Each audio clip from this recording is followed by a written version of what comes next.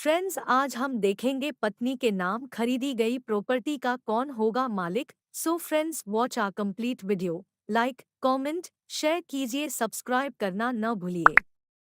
Delhi high court ने कहा है कि एक व्यक्ति को कानूनन अधिकार है कि वह अपनी आय से अपने पत्नी के नाम पर अचल संपत्ति खरीद सके। इस तरह खरीदी गई प्रॉपर्टी को बेनामी नहीं कहा जा सकता। हाई कोर्ट ने कहा कि ऐसी संपत्ति का मालिक वही कहलाएगा जिसने उसे अपनी आय से खरीदा।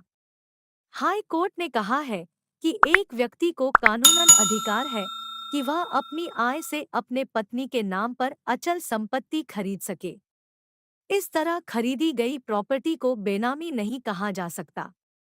हाई कोर्ट ने कहा कि ऐसी संपत्ति का मालिक वही कहलाएगा जिसने उसे अपनी आय से खरीदा, न कि जिसके नाम पर वह खरीदी गई।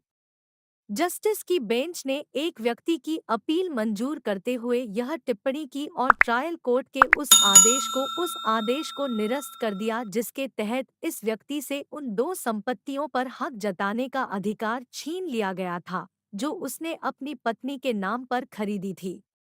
इस व्यक्ति की मांग थी उसे इन दो संपत्तियों का मालिकाना हक दिया जाए जो उसने अपनी आय से खरीदी। याचिकाकर्ता ने दावा किया कि इन दो संपत्तियों का असली मालिक वह है, न कि उनकी पत्नी जिसके नाम पर उसने यह संपत्ति खरीदी। लेकिन ट्रायल कोर्ट ने बेनामी ट्रांजैक्शन एक्ट के उस प्रावधान के आधार पर याचिकाकर्ता के इस अधिकार को जब्त कर लिया जिसके तहत संपत्ति रिकवर करने के अधिकार पर प्रतिबंध है।